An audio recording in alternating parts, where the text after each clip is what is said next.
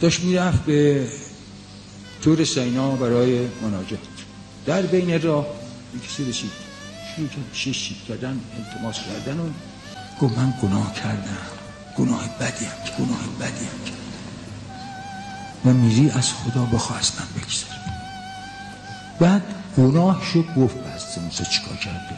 از موسی رفت و یادشم بود، عرض کرد به خداوند که آره این جلوه ما رو گرفت و خلاصه روزش میطلب و مشمول رحمت و مغفرت قرار. خطاب رسید به از موسی، هم بخشیدم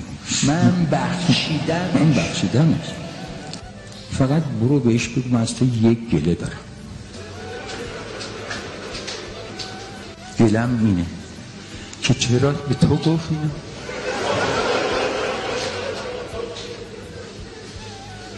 چرا به تو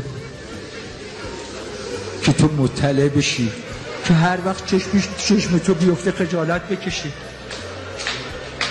من نمیخوام به این که بنده من کسی خجالت بکشی.